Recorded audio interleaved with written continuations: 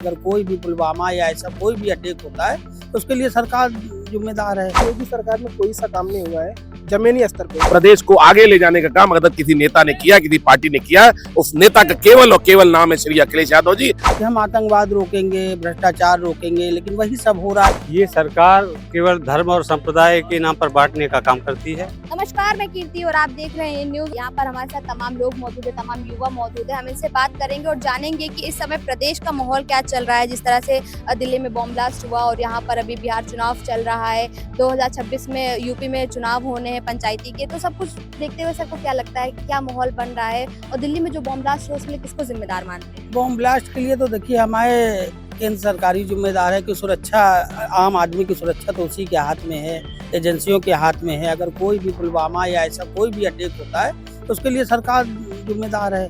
केंद्र सरकार जिम्मेदार है और कौन जिम्मेदार है? लखनऊ से भी कई लोगों के नाम सामने आए हैं, लगातार छापेमारी कर रही है एटीएस, और ये कहा जा रहा है कि पिछले एक महीने के अंदर एटीएस ने 8 बड़े ऐसे घटनाएं हो सकती थी जिनको रोका है और एक जगह उनसे चूक हो गई तो उनको घेरने का काम कर रहे हैं लोग।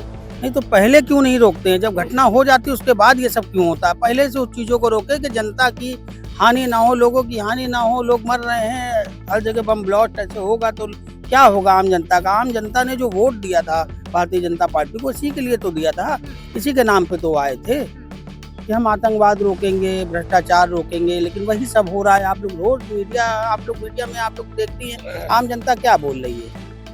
युवा अब क्या चाहते हैं? युवा बदलाव चाहता है क्योंकि युवा इनको बहुत देख चुका है।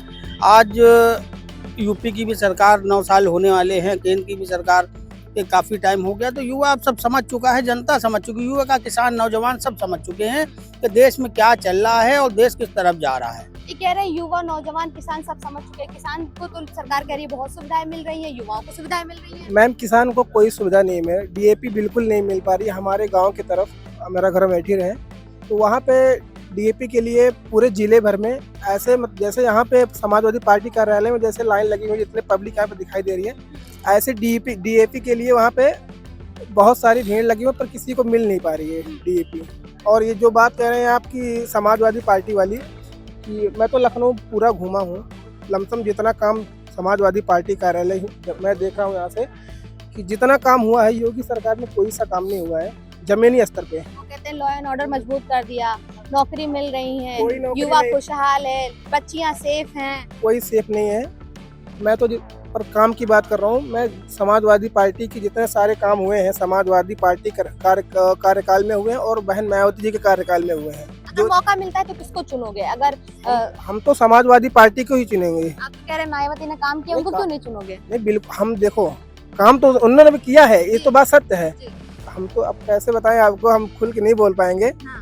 बाकी आप थोड़ा बताइए। ये कह रहे हैं कि खुल के नहीं बोल पाएंगे, आप बताइए। ये कह रहे हैं कि मायावती ने भी अच्छा काम किया है, समाजवादी पार्टी ने भी अच्छा काम किया, लेकिन चुनने का मौका आएगा तो समाजवादी को चुनेंगे। क्यों चुनेंगे? प्रदेश को उत्तरोत्तर प्रगति की ओर ले जाने का काम, प्रदेश के चहुमुखी विकास का काम, प्रदेश में सड़कों का जाल बिछाने का काम, प्रदेश में स्वास्थ्य चिकित्सा को बेहतर बनाने का काम, प्रदेश को आगे ले जाने का काम अगर किसी नेता ने किया, किसी पार्टी ने किया, उस नेता का केवल और केवल नाम है श्री अखिलेश यादव जी और समाजवादी पार्टी। जिस प्रकार उन्होंने 12 से 17 के बीच में एक्सप्रेसवे से लेकर कई मेडिकल कॉलेजों का उद्घाटन किया, कैंसर इंस्टीट्यूट का उद्घाटन किया, ऐसे तमाम उदाहरण है। अगर विकास की बात करूंगा तो श्री अखिलेश यादव जी ने इस प्रदेश को चहुमुखी विकास करके प्रदेश को आगे बढ़ाने का काम किया है। आज हम सब जन प्रदेश कार्यकारिणी की बैठक थी, आदरणीय अखिलेश यादव जी ने बुलाई थी।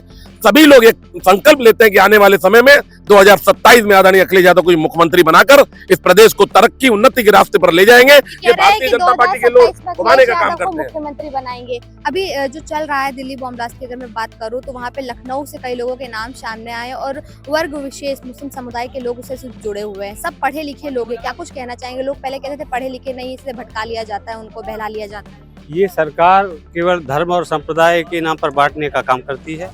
सरकार के विकास के नाम पर कुछ भी नहीं है कहने को, सुनने को। सरकार लोगों का दिमाग डाइवर्ट करती है कि जो विकास की बातें हैं, बेरोजगारी की बातें हैं, महंगाई की बातें हैं, ये जनता इन पर सवाल न पूछ पाए, इन पर प्रश्न न पूछ पाए। जनता का दिमाग है डाइवर्ट करके दूसरी जगह, कहीं बम ब्लास्ट पे, कहीं धर्म के नाम पर, कहीं मंदिर मस्जिद के नाम पर। अगर आज के समय में जो घटनाएं हो रही हैं उसको देखते हुए कल अगर चुनाव होता है तो किसको चुनेंगे आप? समाजवादी पार्टी के नेता माननीय अखिलेश यादव जी विकास पुरुष हैं और भारत में विकास के नाम पर उनसे कोई बेहतर नेता नहीं है। समाजवादी पार्टी इस देश का और इस प्रदेश का भविष्य है, माननीय अखिलेश यादव जी।